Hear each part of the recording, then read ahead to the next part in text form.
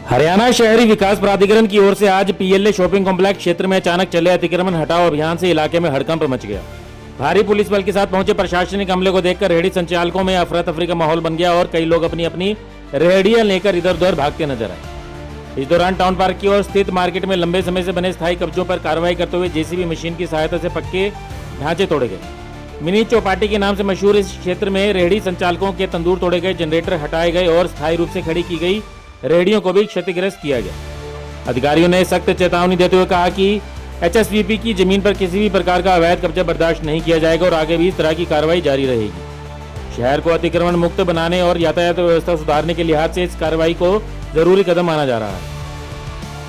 हालांकि इस पूरी कार्रवाई के बीच एक महत्वपूर्ण पहलू यह भी सामने आया कि सरकारी नीति के अनुसार रेहड़ी पटरी संचालकों को निर्धारित शुल्क लेकर नियत स्थान उपलब्ध कराए जाने का प्रावधान है।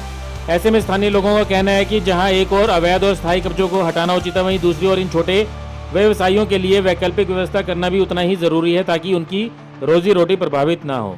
वहीं दूसरी तरफ इससे पहले ओल्ड कोर्ट कॉम्प्लेक्स क्षेत्र में खाली व्यवसायिक प्लाटों पर बनी गरीब परिवारों की झुग्गियों को भी हटाया गया, जिससे कई परिवार बेघर हो गए। उन्हें स्थान खाली करने की चेतावनी दी गई, जिसके बाद उनके सामने रहने और रोजगार का संकट खड़ा हो गया है। लोगों का मानना है कि प्रशासन की ऐसी कार्रवाई के साथ साथ प्रभावित परिवारों के पुनर्वास की दिशा में भी कदम उठाए जाने चाहिए।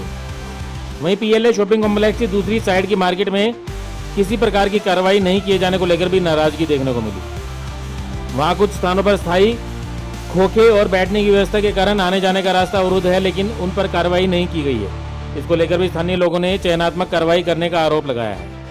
कुल मिलाकर जहां एक और प्रशासन की शक्ति को शहर के हित में जरूरी बताया जा रहा है, वहीं दूसरी ओर प्रभावित लोगों के पुनर्वास, वैकल्पिक व्यवस्था और सभी क्षेत्रों में समान रूप से कार्रवाई सुनिश्चित करने की मांग भी और जोर पकड़ रही है। इस मामले में एचएसवीपी की तरफ से पहुंचे एसडीओ और ड्यूटी मजिस्ट्रेट रामप्रसाद ने बताया कि सीएम विंडो पर लगातार शिकायतें मिल रही थी कि पीएलए क्षेत्र में स्थायी कब्जे बनाए गए हैं। इसी आधार पर यह कार्रवाई की गई और भविष्य में भी ऐसी कार्रवाई जारी रहेगी। साथ ही उन्होंने कहा कि किसी के साथ भेदभाव नहीं किया जाएगा और छोटे बड़े सभी व्यापारियों के अवैध कब्जों को हटाया जाएगा। ऐसा है, पीएलए में भारी संख्या में शिकायतें आ रही है। पहले भी पीएलए में हमने अवगत करवाया था कि मौके से हटाएं, और उस शिकायत के बेस पे सीएम विंडो भी पेंडिंग है। इस वजह से कार्रवाई की जा रही है। तो ये क्या मतलब तोड़ा जा रहा है, जैसे मतलब बार बार मान लो नया हटाते हैं तो उसके तोड़ने की कार्रवाई भी है। क्या इनको उठा के नहीं लेके जाया जा सकता था? कि उठा के नहीं, तो तोड़ी तो नहीं है, वैसे एक शिफ्टिंग की है, थोड़ी टेढ़ी करके तोड़ी नहीं गई है। मतलब तोड़ी हुई नजर आ रही है। बाकी दूसरी और मार्केट ऐसी बहुत है। ओल्ड कोर्ट में अभी गए थे हम, ओल्ड कोर्ट में आप देख क्या कितना तोड़ फोड़ की गई है। एक बड़ा होटल भी है जो जहाँ पर ओल्ड कोर्ट कॉम्प्लेक्स में बड़ा होटल है, उसने आगे जो है पार्किंग ऐसा उसमें कोर्ट में केस चला हुआ है, उसका कोर्ट में केस विचाराधीन है, उसके बाद कार्रवाई। मतलब इनका कहना होता है कि बड़े लोगों के खिलाफ कार्रवाई नहीं होती, छोटे नहीं, सभी के खिलाफ कार्रवाई होती है। आपका नाम और डेजिग्नेशन? रामप्रसाद, एसडीओ सर्वे, ड्यूटी मजिस्ट्रेट। आगे की कार्रवाई कहाँ पे है सर? आगे की अभी हांसी जा रहा हूँ, हांसी है तोड़फोड़, हांसी तोड़फोड़, हाँ, सेक्टर 6 में। Okay sir. ब्यूरो रिपोर्ट, नई ताजा न्यूज, हिसार।